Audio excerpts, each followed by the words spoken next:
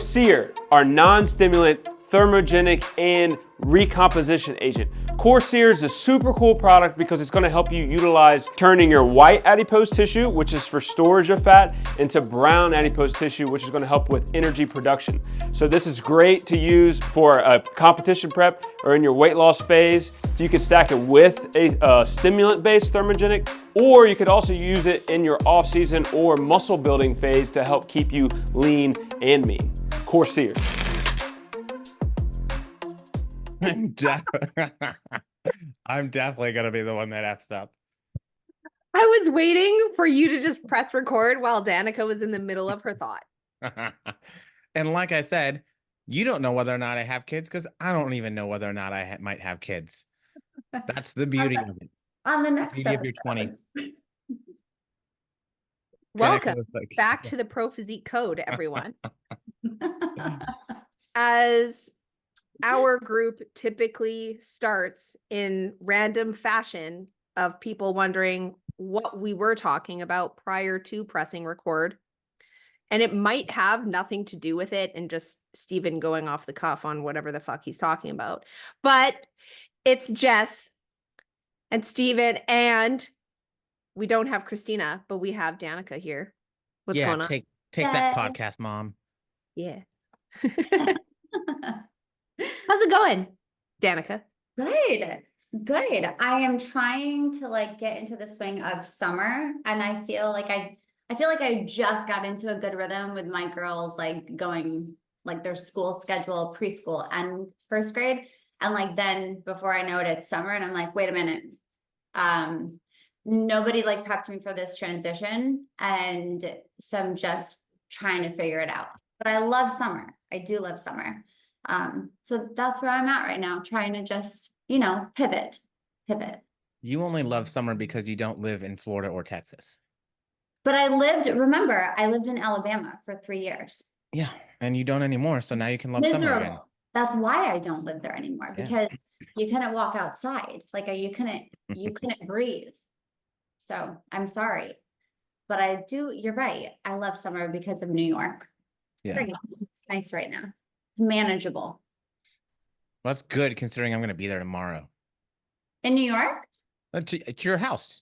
Oh, I was like, you're going to Universe. I was like, wait, why? And then I was like, oh, that's why it's Universe. I was literally going to try and convince Danica that I was about to show up at her house tomorrow for absolutely no reason.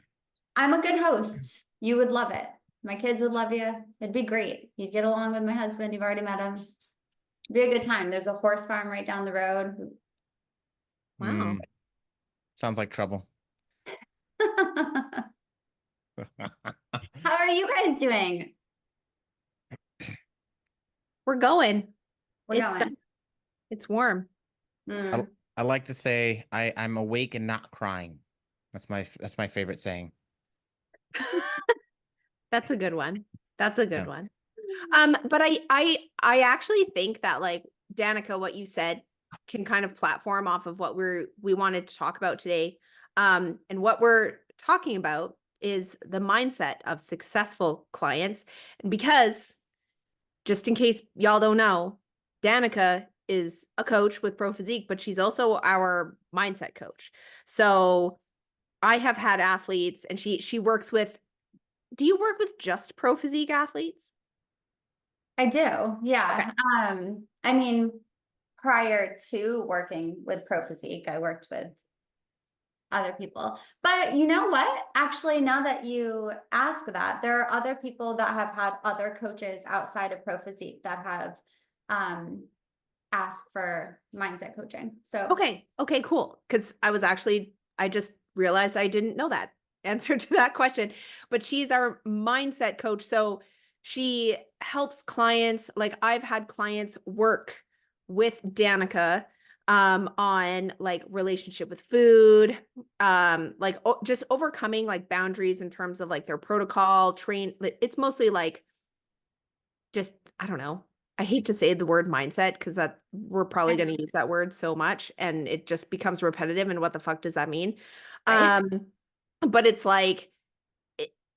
it kind of aligns their protocol that their coach gives them, as well as like if they're really struggling to adhere to that protocol or to follow that protocol from just like a mental standpoint and overcoming like mental hurdles. Anyways, she does all the things, and she's our mindset person. And you were like one of the people at Command the Stage that people loved the most from like your presentation and how you like engage with people. So we're really excited to talk to Danica today about the mindset of our successful clients.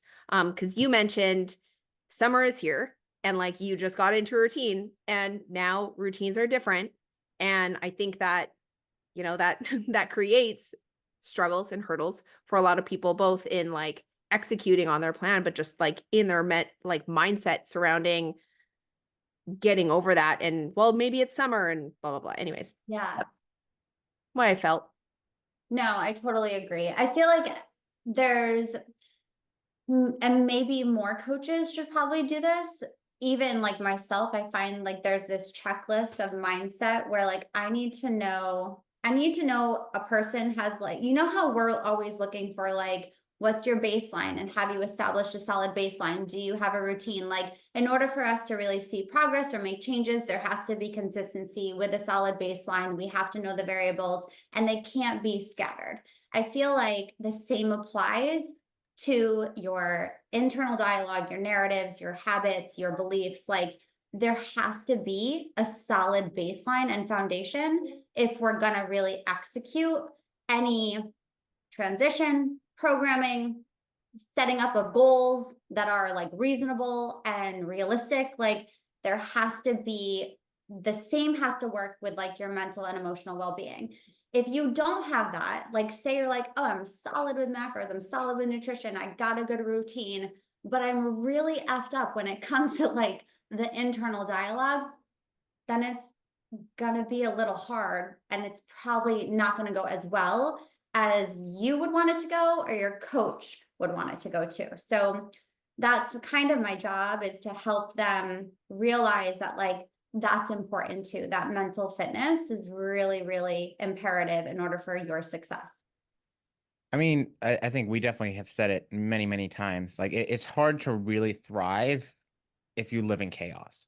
Mm. And I think most people do a better job looking at external things. Like, okay, the macros are external, right? It's something that's outside of me that I'm controlling and dealing with, or the exercise is external. Or even like external stressors, right? Mm-hmm. Okay, these things outside stress me out. But when we start to like ask people to internalize things and say, okay, well, what's going on with what's happening inside of me? And sure, yeah, your food matters there, your sleep matters, your water matters, but also, you know, how you speak to yourself matters. How you allow other people to speak to you matters. And I think that's where most people struggle to find that, because I've had a lot of people that are very, very successful in all the traditional measures. But their stress levels, the way they speak to themselves, the way they allow other people to speak to them, all of the things that really influence that mindset and stress response that's also happening from all the things in life is just beyond. But they don't recognize that it's beyond because it's just like it's their normal day to day. So like I think sometimes those changes, those opportunities to pivot, right? Like school's ended, now we're in summer. What? I thought the year just started. It gives us opportunities to take a step back and then like actually reassess and try and be more introspective on, okay, what is going on that maybe either is keeping me from getting what I want out of the process or is keeping me from enjoying it as much. Mm-hmm. I agree. Yeah. I was going to say, so like in terms of like that inner dialogue, what would you guys say are some of the like successful clients that you would say, like let's give our listeners some examples of like a successful client inner dialogue, or like how they speak to themselves. Like I'm sidelining like making a list, but I want to hear what you guys think about that. No, you go first. Don't put us on the spot and get sidelined to make your list. That's not even close to fair. Well, I wanted to like, there were a few things like Stephen that you said about creating boundaries, perception of stress, and the way in which they speak about themselves to themselves. I think your like language with yourself is so important. And I'm so quick to like call my clients out on that shit. If I see it in their check-ins, if they're messaging me, also if I see it on social media, I'm like, whoa. Um, it's it, it's using the kind of language that promotes like joy and overcoming and abundance. Those are some of like the successful qualities, meaning like this is hard, but I can do that, right? Or like this is challenging me right now, but I'm sure that I'll be able to figure it out, right? Or like that kind of perception. Also things um like being aware of body checking and the way that they like the language that they use with their physicality. It's like, hey, I'm uncomfortable today. I'm just going to wear a bigger shirt, or I'm going to put on something that actually makes me feel confident about myself, or I'm just going to avoid mirrors. And today is a day and I'm going to recognize that and move on, instead of like focusing on that negativity. It's always, for successful clients, I find it's coming from a place of abundance or of learning and growing and overcoming. That's like where I hear a lot of their like successful client inner dialogue start from. Yeah, I would agree with that too. I think that you had even used this for a lot of my clients. What I would say is that they leave out the but ...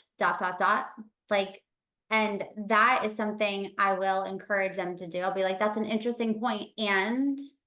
like, you got to give me something else, because I can't just roll with that. I need you to have like another perspective on it or another spin, and I need you to finish that up and wrap it up nicely with a nice bow that looks pretty, that fills your cup instead of like drains your joy. So that's something I always challenge. And I find that when people are able to, you can go through, it's not saying you have to be like the happiest person and everything is rainbows and unicorns. That's not life. It's allowing yourself to like have good perspective and not just zoom in on like all of like the details. You can zoom out and see it from a whole picture standpoint and gain that perspective to finish your sentence and to finish your thought. And a lot of the times what I ask too is, I have like one-liners with my clients a lot, especially with mindset clients, of like, how's that working out for you? Like they'll be like, I'm beating myself up all the time. This is what I'm saying. I like, am always body checking. I'm always looking in the mirror. I'll be like, how's that working out for you? Like, good? And they'll giggle because it is funny, but then they'll realize that like, not that great. Like, it's not that great. It's not helping. It's not assisting you. You're not seeing any progress. Like, it's not a really healthy space to be in. So like, if it's not that great and it's not working out for you, could we, like I had said when we first started, could we pivot and take a different direction? You can be in the muck a little bit. I'll let you be there, but I find the most successful clients are the ones that don't just get stuck in the mud. They're like, nah, this is kind of uncomfortable and I'd like to get out of the mud now. Like, they just want to get out. And they allow themselves to get out because they're deserving of it. That's another big thing for me, is asking clients, do you deserve this? Like, do you believe that you deserve this progress and you deserve this success and you deserve the goals that you have? Because if you don't believe that, you're probably not going to get it. Like, I was going to say, that's another whole big issue. yes. The Yeah, like, shenanigans. you got to believe in it. You have to believe that you are deserving and like of health, or you're deserving of like whatever goals that you set for yourself, that you fully wholeheartedly believe that you deserve it. Because if you don't, and you're always second guessing and you're saying like, I don't even know if like it's worth it. I don't think I can get there. I'm too old, or like, it's my first time. It's never going to happen. Like, then your body is going to start to believe that with every cell you have. And then that's what's going to end up happening. So that's another like internal dialogue thing that I find with my successful clients. Are like, I know I deserve this, or like, they truly believe in their capabilities, and they're able to like honor their mistakes, honor their like the things that are struggling them or challenging them, but they recognize their worth and value in a healthy way, and they can change and look at that like perspective and find things that fill them up instead of just deplete them continuously. So I agree and I disagree I in love terms it. of in terms Friendly of the disagreements. worth thing. Because I think there are plenty of us that could say, yeah, I don't deserve anything extra. I don't deserve. It doesn't mean I'm not going to go for it. I think the hard part is that most people can't feel like they don't deserve something and not be self-defeating. I think that's like the underlying thing that I see with a lot of people that like undermines their goals and their progress, is that if they don't feel like they deserve it and they feel like they have to deserve something to get something good, because I can tell you what, I've seen a lot of garbage people that have gotten a lot of really great things and had some really great lives. And I would say, yeah, they probably don't deserve any of that. So I think getting out of the idea that you have to deserve it, like you don't have to deserve it, but you can still have good things regardless of whether you deserve it or not. Everybody has shortcomings. But I think getting over that idea that your shortcomings, either in past or present, have any real bearing on how good you should have it, or like that deserving, I have to deserve something good. I think that's a misnomer. You don't ever have to deserve something good. I don't think I deserve my wife, but guess what? I'm not going to give her up or like do something to undermine that because I don't feel like I deserve it. So I do think there can be a balance to that, and another side of the coin of I don't really think I deserve it, but since I have it, I'm gonna make sure it's taken care of. And I guess that's at the same point like making you deserve it, you know? But I was on that like deserving side of things talking about competitors, and you see a lot of times like I deserve to win, or like I deserve to ugh, get my pro card because I worked hard. Um and it's like, well, okay, first of all, some people like in the world of bodybuilding, genetics have a big part. And like some people, we're just going to put it out there, they still work hard, but they're just going to win, or they're going to get their pro card way easier in like 2 shows over someone who is maybe genetically not so blessed in terms of bodybuilding, right? It's a sport. That's the way that it is. Sometimes deserving something or like feeling like, oh, I deserve this can lead to resentment when we're talking about goals, right? I think the other thing there is like, you got to be careful with that mentality, because I agree. I think you need to have self-belief. I think that self-belief is really, really important when it comes to just like following through with a plan, but also understanding that like just because you work really hard for something doesn't mean that you're always going to get it. And just being cognizant of that, especially with like talking about bodybuilding, like you can work your ass off and never become a pro. Like that can happen, or it's just going to take you a really fucking long time. And some people get it really quicker than others. So you just need to be careful about that. I think that there is some portion in there though, that you do need to recognize that you, I don't know, like you have to have self-belief. So there's like that, like tie-in, I right? think I think it's also, it's like recognizing that you have worth. Like Yeah. we all have worth, yet nobody's worth more than another person, right? So like I think the people who tend to struggle with that are the ones who struggle with seeing their worth.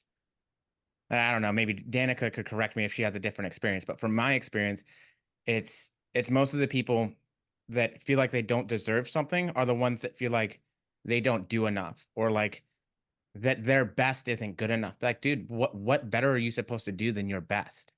Like real that you don't have more to give. Um, and those individuals, I think, where it like it kind of chips away bit by bit at their worth. And then that's where the I don't deserve good things. And that's where a lot of like the self-defeating behavior and thought process really, I think, grows for a lot of people. And I'll be honest, like those are the ones that, you know, if we're talking about what makes good people, it's the opposite end of that spectrum, right? Right. Um, but those are the ones that I find really struggle because they've you almost like dig yourself into this pit of self-defeating like patterns over and over again, and it gets really hard to dig yourself back out of that. Yeah. I think it's all in context too. Like Yes. I think you both made really good points on like the deserving thing.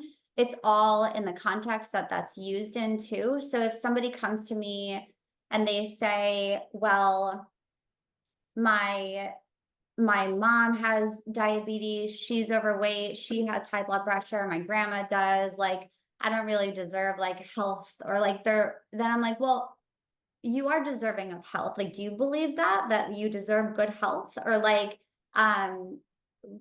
you have to realize like the populations that I work with too. So I feel like I have like 3 competitors, and so the people that I work with are mostly like, I'm not worthy of love. I'm not worthy of health. I'm not worthy of good self-esteem. Like, that is when I'm like, okay, I think everybody deserves like well-being. Yep. Right? Like in that context, yeah. Like, I think that's my own personal belief. I think everybody deserves well-being. So I think that you're absolutely accurate in like the context, because if somebody were to come to me as a competitor and say, I deserve to win, this is my first show and I should get my pro card, I'd be like, whoa, let's take a step Back back that up. just a little bit. And like, I love your worth, and I love that you value like yourself, and you feel that like, you're going to go after it. That's great. But let's like gain a little bit of, let's take 500 steps back and realize, like, be realistic and set realistic expectations. And maybe we can change that up the narrative a little bit so that you don't set yourself up for feeling disappointment, resentment, failure, all of that stuff. So question, because like, and when we like set goals with people as coaches, we always are looking at, okay, where are you now? And where do you want to go, and what's realistic for us to maybe accomplish long term, sure, but short term, and those kind of things. And I know we're like changing the topic a bit here. Whatever, take that, Christina. I have definitely found that some individuals have a very hard time with that realization of, oh crap, I'm not where I wanted to be to actually accomplish the goal, right? Like, way off kilter. I want to win an Olympic gold medal in gymnastics.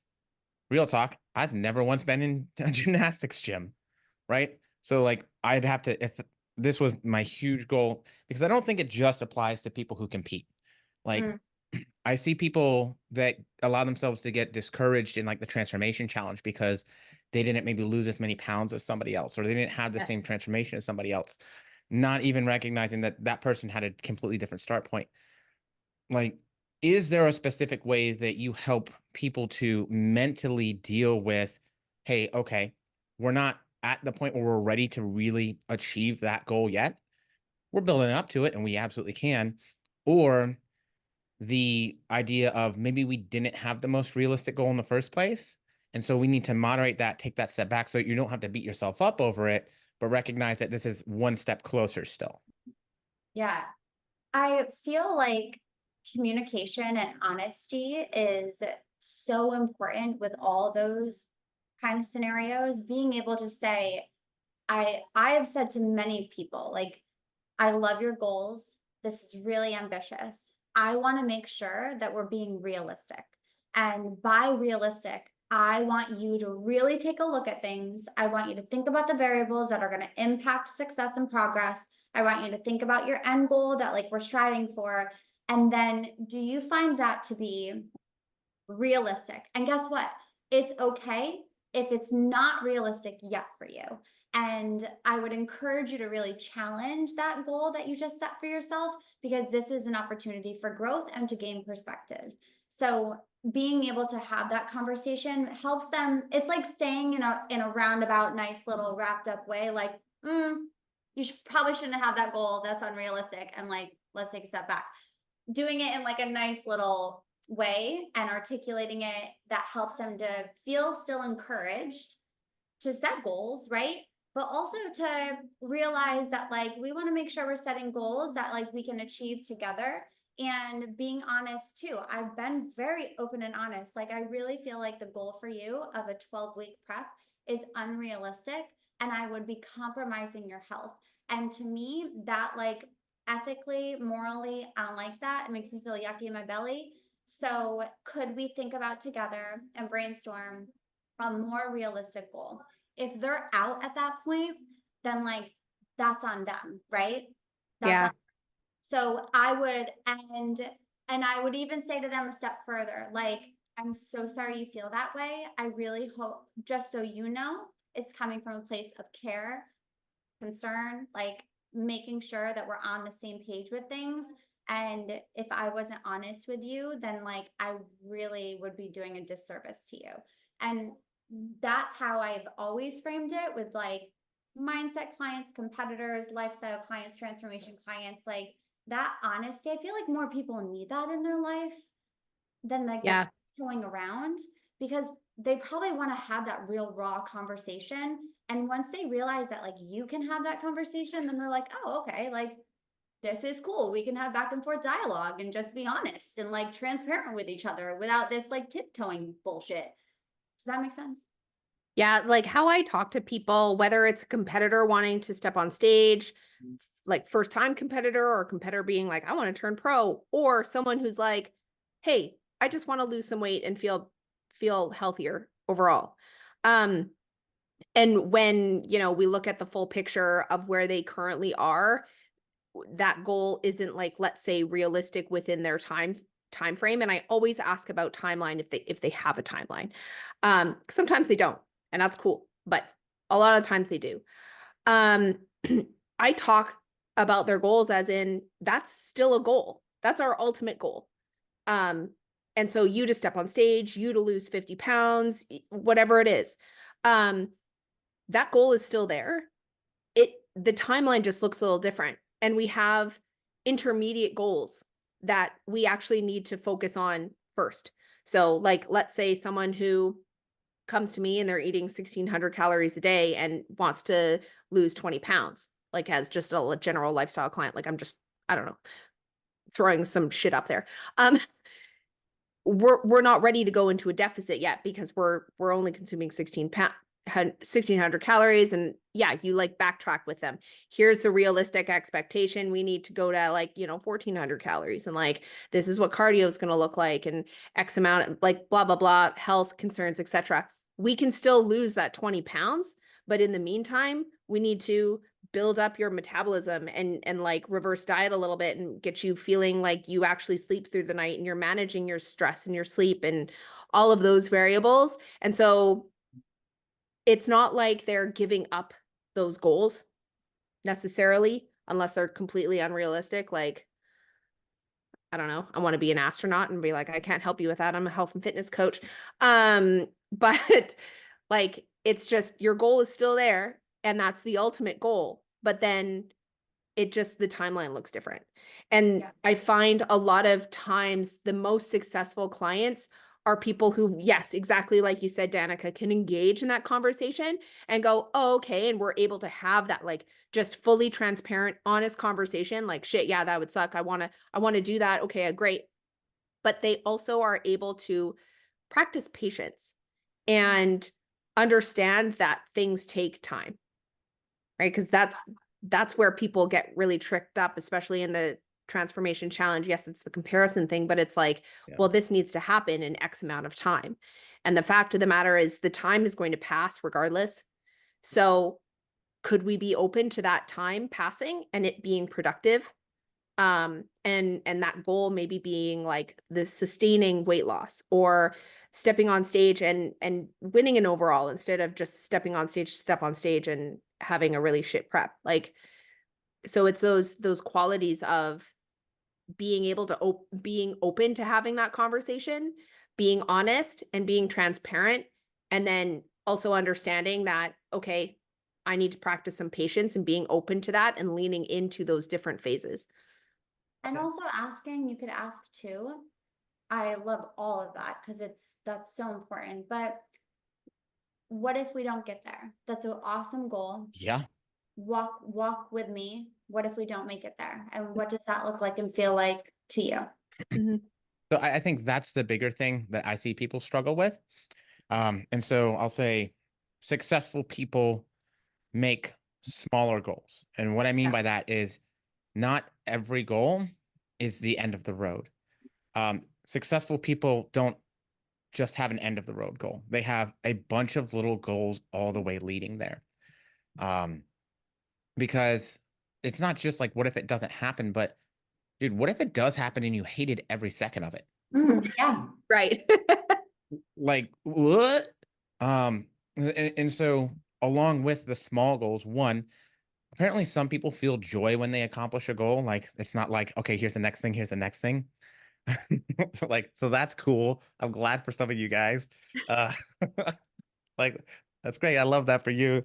Uh, but I like, love that for you. yes.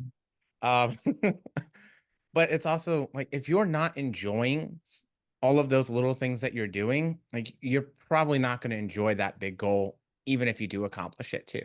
So it's like setting smaller goals so that those of you who feel normal people feelings can feel happy and fulfilled throughout the entirety of the process as well. But also making sure that you actually enjoy that thing. I feel like with the bodybuilding stuff, a lot of people have this idea like, oh, if I win a pro card, my life's going to change somehow. Oh, if I win this, this is somehow going to make me a different person. When the truth of what makes you a different person is the accumulation of all the little things over and over as your identity changes over time. Yeah. So if you're super far from the identity of somebody who would be a professional bodybuilder or XYZ, we probably need to be making little goals of, okay, well, can we track 5 out of 7 days this week? Yes, great. Can we hit protein and total calories? Yes, great. And when we do that, we do the next thing, we do the next thing. And then now your physique has changed because your behavior's changed. That changes your mindset as well. And it all kind of goes into, oh, hey, look, you made a ton of really great progress towards that big goal, but we didn't have to overwhelm you feeling like you should have been at that big goal, 12 weeks ago. Mm-hmm. Yeah. I think also successful clients or individuals that are successful in their pursuit of any goal that they have are, if you ask them, how do you handle challenge? Like, how do you handle adversity? Have you handled I challenge cry. in the past? What? I cry. You cry. Specifically in that I corner. cry. That's my corner. That's my cry corner.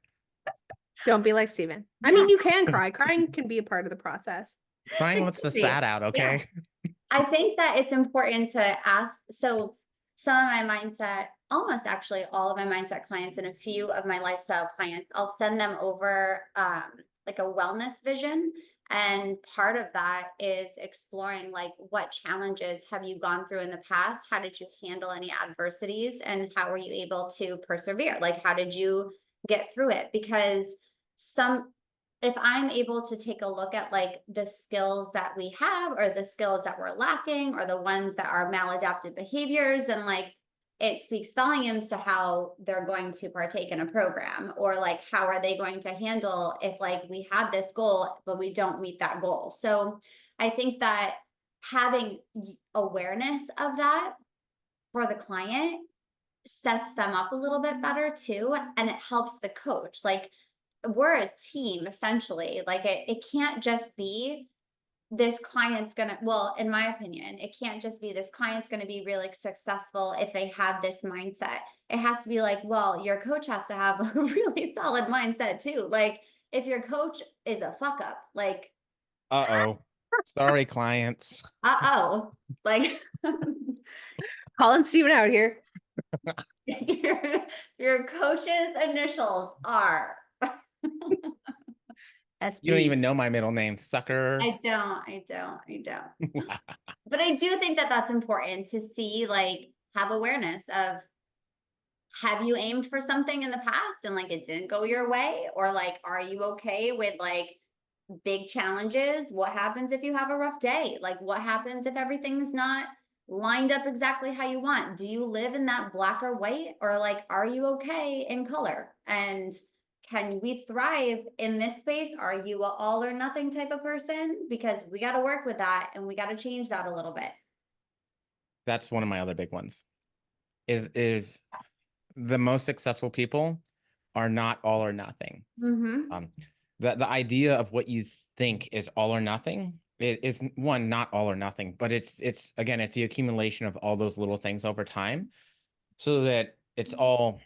I mean, could you imagine trying to do something new and hard, and all the time you had to be 100% and perfect? Like, the entire idea of that's daunting, especially if that's something that you've never done or been before, right? First time competitors, people trying to make really big changes for their health and fitness goals, or to lose the weight for their doctors, or yada yada whatever. Like, that's immensely daunting. I'm like, God, I don't want to do that. That I want to quit. And so this all or nothing mindset, like, if I don't do everything right, I've done nothing right. And successful clients, competitors, athletes, people don't have that mindset. They have the mindset of, I'm going to do my best. That's going to be good enough. And shit, sometimes I'm probably not even going to give my best. But you don't have to give your best every day. Has anybody ever gone into, like, think about it in work? Most people don't go into work at 100%. There's plenty of days that shit, I've given 20% to work, and guess what? It's been just fine. Still got the paycheck, still paid the bills, rent was still taken care of, like, we was good.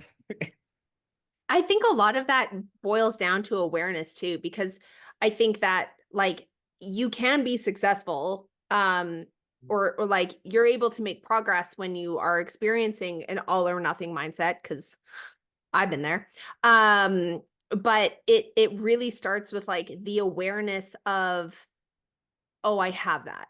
Or like, this is a challenge that I have within me that I need to improve on, or just be aware and work on that and call myself out on that. So again, it's like that almost like pushes against that all or nothing mindset if you just start bringing awareness and start like having that perception of like where you are actually your biggest hurdle in like areas of your life or health and fitness journey, whatever that is.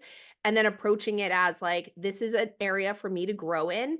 And again, I don't need to be perfect at it, and I'm still going to mess up, but I need to call myself out on that. And I think like at least being aware of that can be the starting point of progression, right? Like I've had multiple clients who have come to me in a certain mindset, and then we've built on that, and they've done tremendous things, mentally, physically, etc., because they've come to me going like, I struggle with this.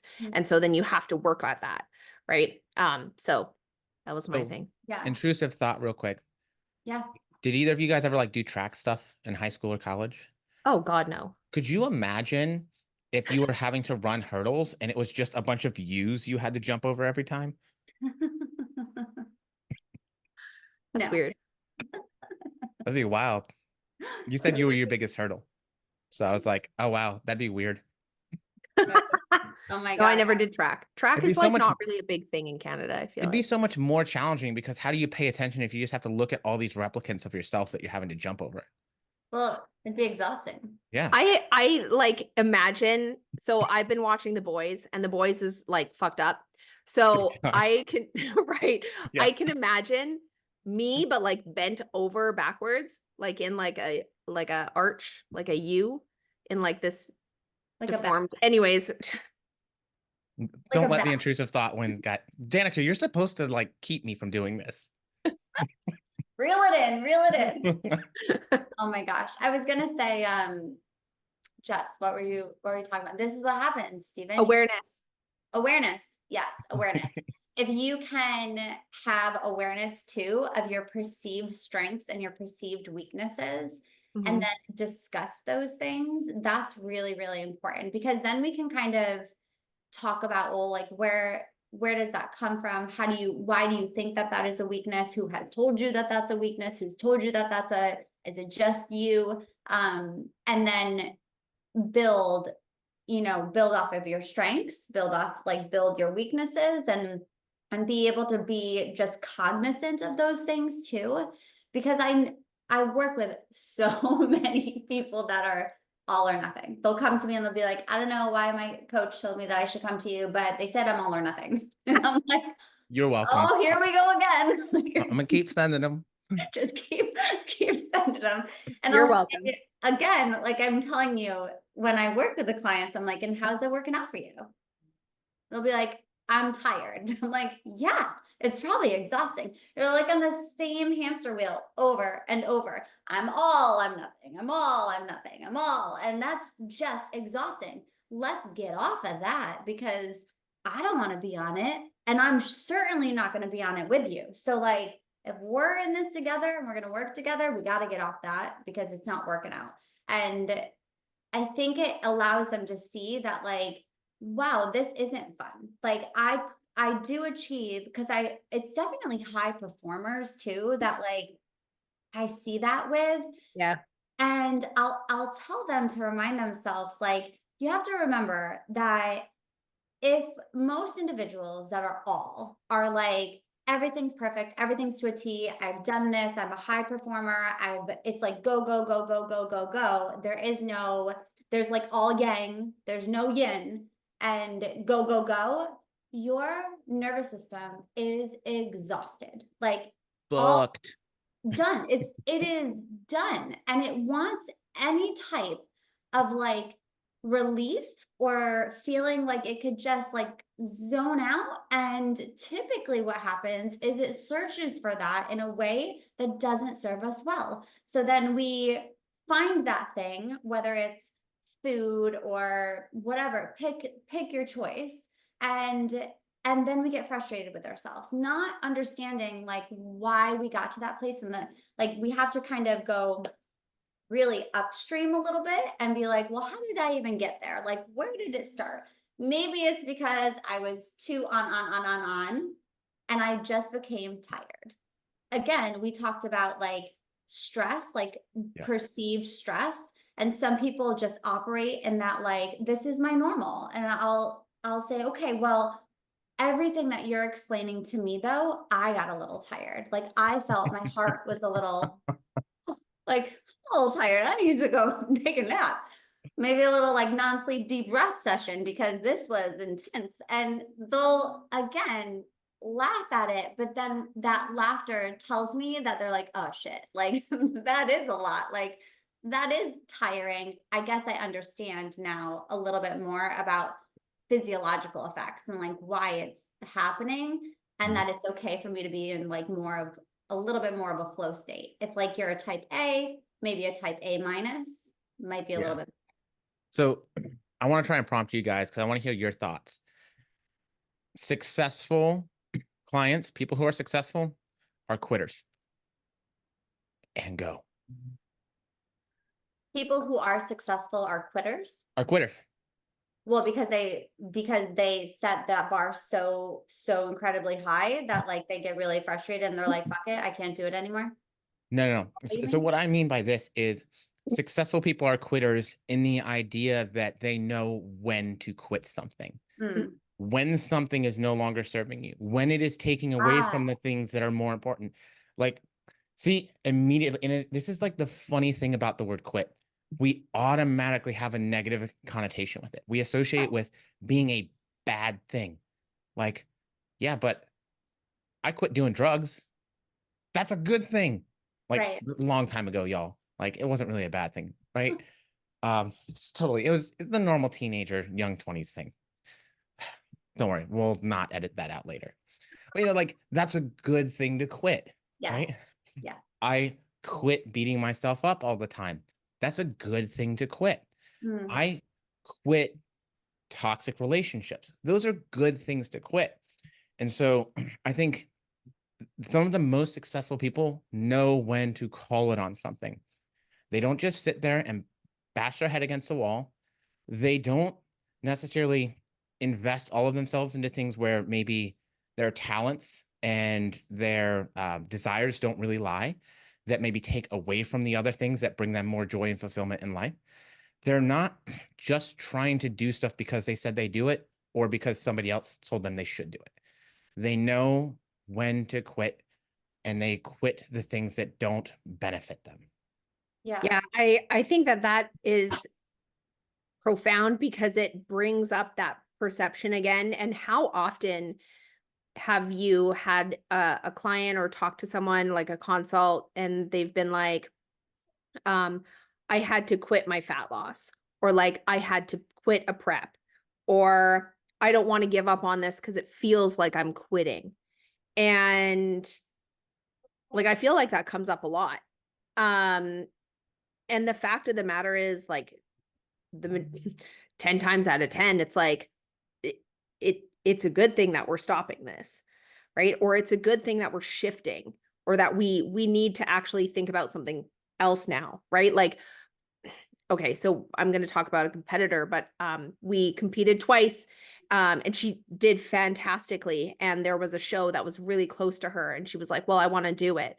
Like one last go, like the last show was really good. I want to keep going. I was like, okay, well, your feedback from the judge was that you need more size.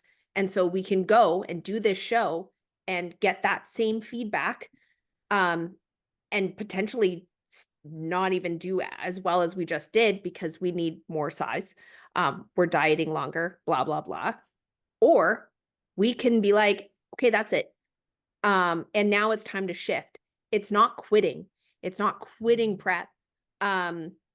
It's going, okay, well, wait, reevaluating where you're at and recognizing that whatever that path is that you were working really hard at, it needs to change. It needs to change in order for you to grow.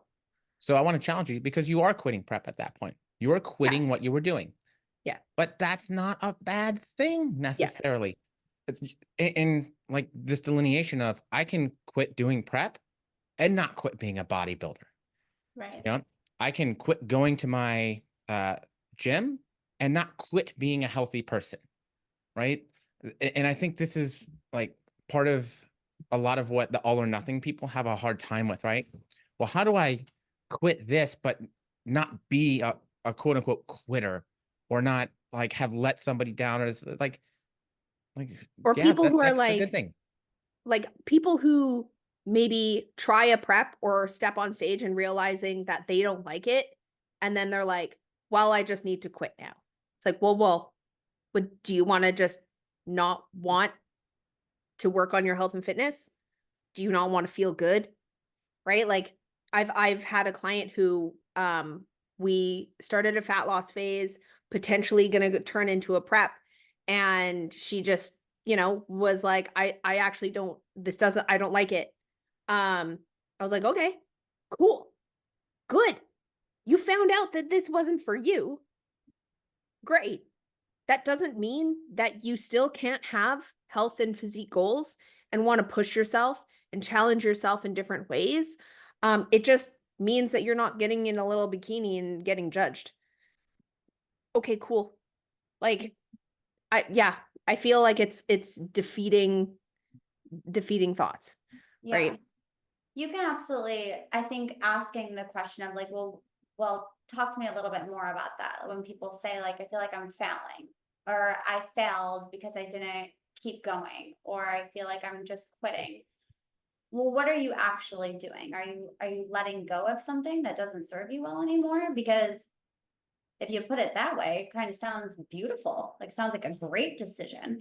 And challenging maybe their definition behind the terminology that they're using, because like you said, Stephen, it doesn't have to be this negative thing. Like, it can be a positive thing when their definition of it is challenge, or when why they're using that word is challenge. What are you actually quitting? And then going there with them to help them explore, like, sometimes letting this stuff go, or not continuing a specific goal, or quitting something, can be very advantageous, and honestly makes us stronger, I think, when we realize that, like, it gives you the ability to realize, like, hey, at the end of the day, you have no obligation but yourself. So, like, you should probably make those choices for yourself. that serve you best. And you don't have to do anything for me or for like society or for social media or anything like that. Doesn't fit with your flow and that's not your journey. Don't do it. That's okay. And I think like that's the beautiful thing. None of us like to admit that we have like a set amount of energy and bandwidth. Like we can only handle so many things. And then when we learn to quit the things that don't serve us, that don't bring us joy, that don't bring us fulfillment, that don't make our lives better, like we now have all that energy to put it into all the things that do. And could you fucking imagine if you took all the energy that you were trying to force a bunch of stuff that isn't for you, that's not serving you, that's not benefiting you, and it's not bringing you the joy that like you're looking for in life, and put that into the things instead that did and that do. Whether you're, you know, just starting out, whatever it means, like wherever you're at with it, like that is a life-changing realization to make. And I think the most successful people that I know came to terms with that a long time ago. Yeah, I agree.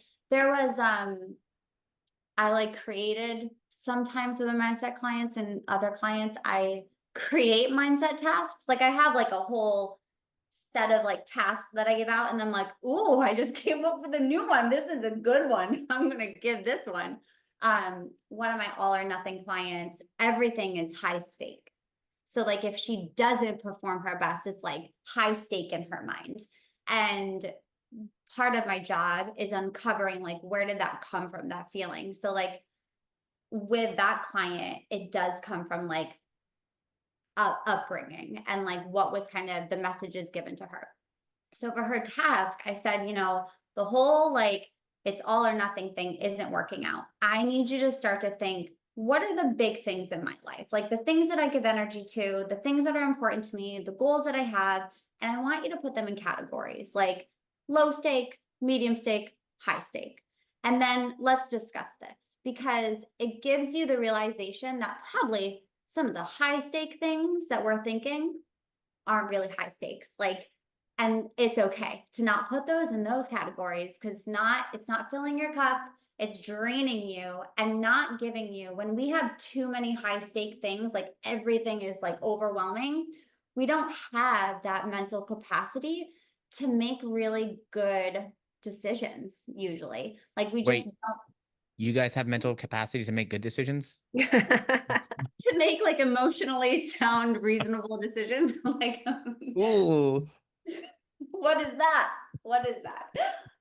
But I find that to be such an awesome, even for myself, I was like, I'm going to use this task. Like, this is a pretty good one. Because it just gives you, like, you have to challenge yourself and say, like, if I don't do this, is there high stakes? Like, is my world gonna fall apart? Probably not. Like, I'm probably gonna be okay. And the world will still exist around me. Dude, I'll tell you, I don't, it sucked, but I think one of like the good experiences for me in my life was like living without, so like we got evicted from our apartment up in Ohio because my roommate stopped paying his half the bills. I was like, well, I'm not going to do it. And so he stopped paying the electric.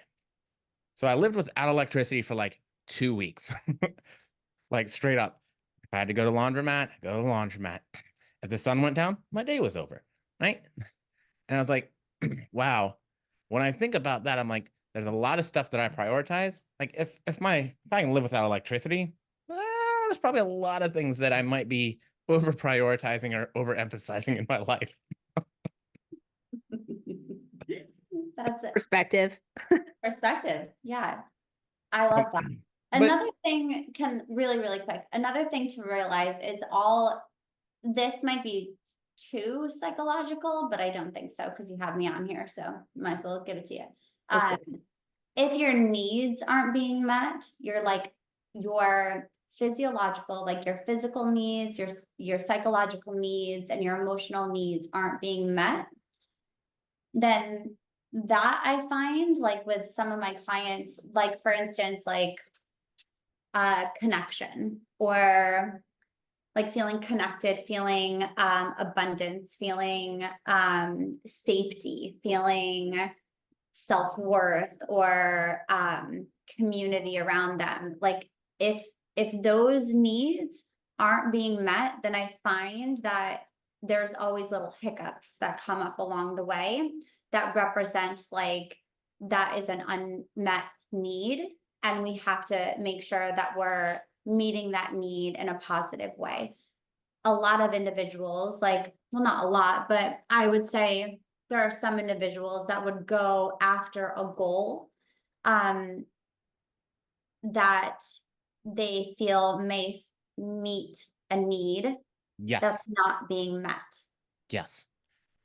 Yeah, I actually had like the Maslow's like Yes. hierarchy of needs Yes. in like my notes. I just wasn't really, I was like, oh, that's there. Like I haven't mentioned it yet, but like the physiological, like I am a human. I have food, I have water, shelter, and then it's like safety, protection, security, and feeling safe. And sometimes like that's where we're stopped. Like you don't feel safe.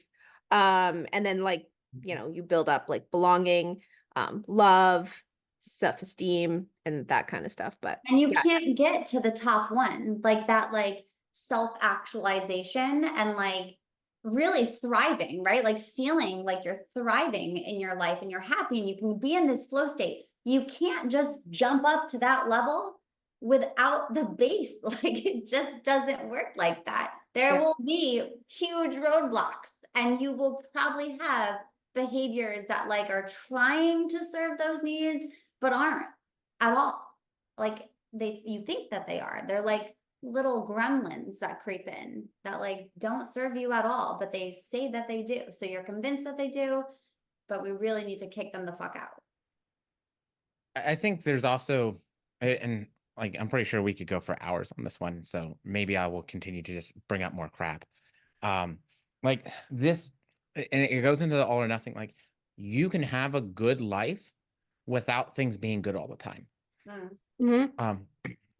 It kind of goes back to the knowing when to quit, but also I think not over glamorizing the overcoming adversity thing.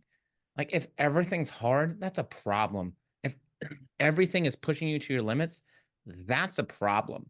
Like those aren't good things. And so maybe it's, yes, your self-belief, your confidence, your self-efficacy, like your ability to believe that you deserve something or that you don't, or that you're capable.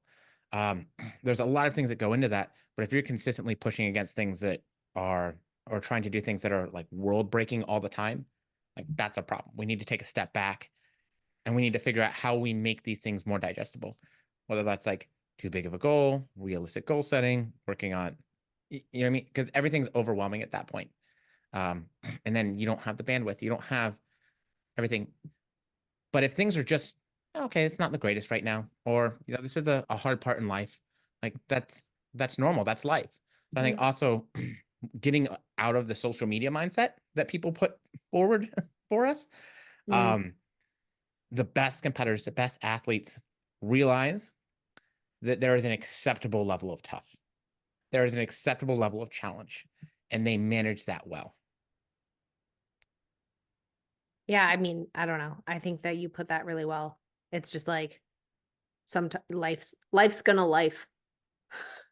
Yeah. And what a beautiful thing. Otherwise it'd be really boring. Like you got to have opportunities for growth. Otherwise we're pretty stagnant, and that's just boring. Yeah. Yeah, I couldn't imagine just all serotonin all the time, just like happy, just all the time. Just all the time chilling like a villain. You wouldn't even you wouldn't even understand like how cool it was to be happy at that point, because that'd just be your norm.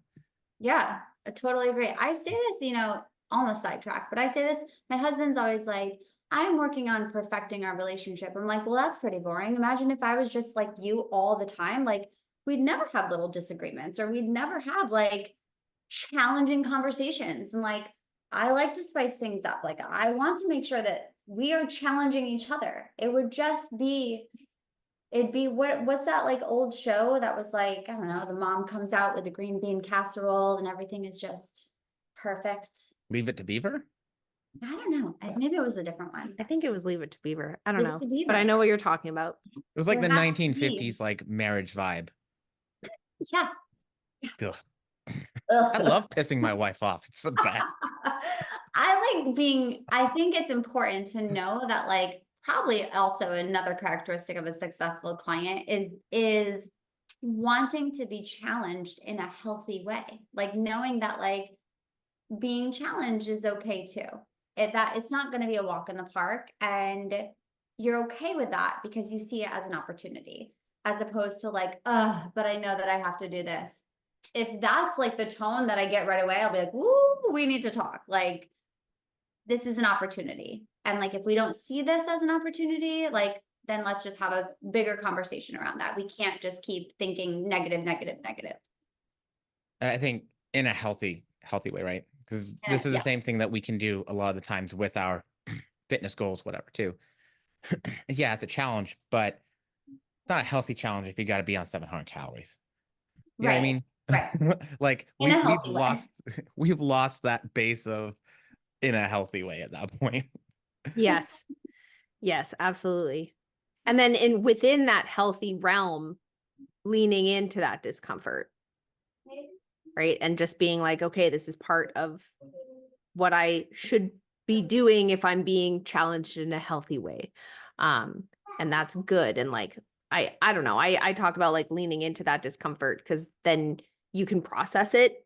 Like if it is a challenge for you to set up meal prepping, or like me doing cardio now that I'm in prep. I haven't done cardio for 4 years. I don't know. And I'm like, okay, like now I get to do cardio because it's allowing me to progress to this new goal.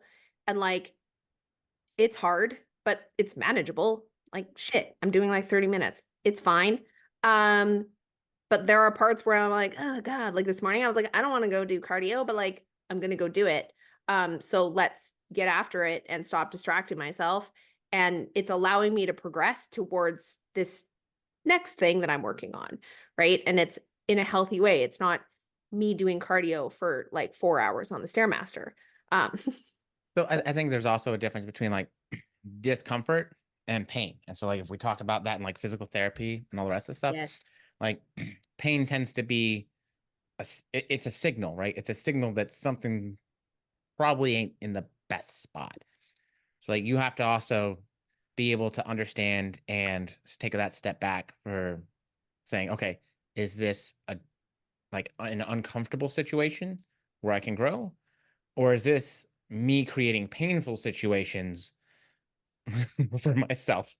And not to say that painful situations aren't also opportunities to grow, but like if you're trying to force like a prep so much that it's affecting your marriage or your ability to spend time with your kids and those relationships, like, and it's creating pain on a lot of other things, that's a signal. Yeah. Well, setting those healthy boundaries for yourself and knowing like, if I'm doing this at the expense of what, or at the cost of what, and am I okay with that? Yeah. I bet I had creation of boundaries on my list of things too, within yourself and Yes. with others. And that can be almost sometimes setting boundaries with others can be easier because it's like, oh, like they're going to push them sometimes. Like people are going to probably push your boundaries. And so it's okay. Like, I'll give into it. But at the end of the day, the promise that you're actually breaking is within yourself. So I think the really important thing is creating boundaries for yourself. So, um, you know, again, awareness, like what do you need from that within that boundary? Sometimes with clients, it's like, I'm talking about them creating boundaries with them and their work, right? Like when they get home and like work is still in their brain and then they can't sleep and then they're up later and then they overeat because they're stressed out and then they're tired and then they can't sleep. Oh, but then they have to go back to work the next day. And for example, right? Like it can just spiral.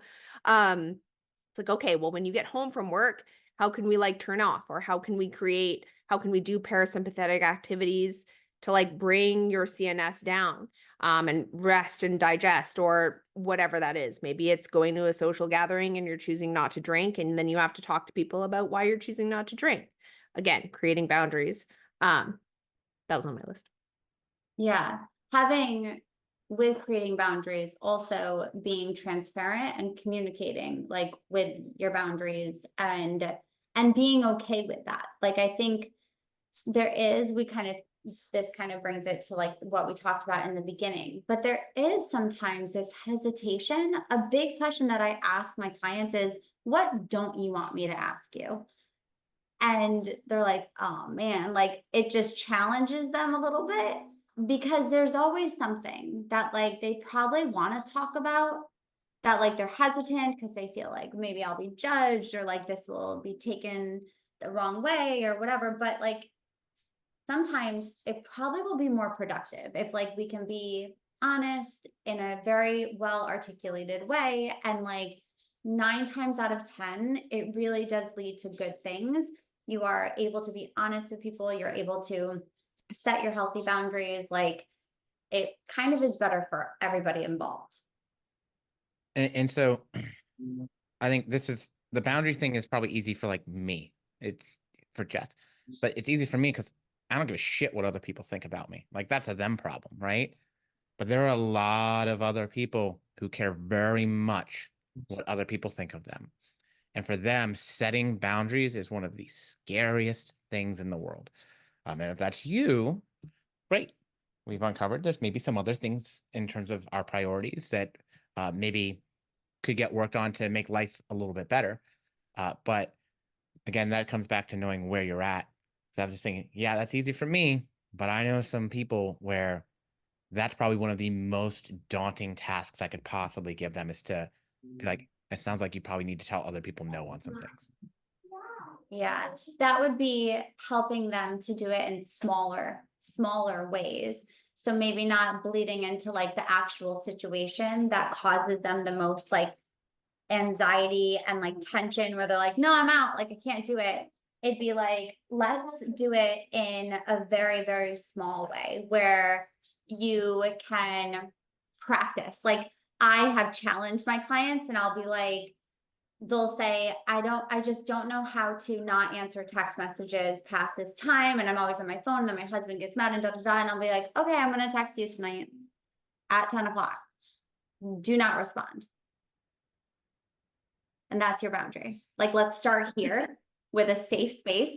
And I know what's happening, and like, let's do it safely. And then let's see what happens. Like, also another thing to remind people of is, say you do that scary thing, or say you do the thing that challenges you the most. At the end of the day, you don't ever have to do it again. Like you can do it once and then be like, just kidding. Yes, yes, yes. Like if like no doesn't work for you, and like you find that it's worse, don't do it again, because chances are it's going to be really good. But like, if you don't like what I'm telling you and the kind of tools that we're working with, you try it out, it doesn't work for you, don't ever do it again. That's actually a good place to stop, right? It's a great place. Yeah. Don't ever do it again. Don't ever do it again. All right. And with that,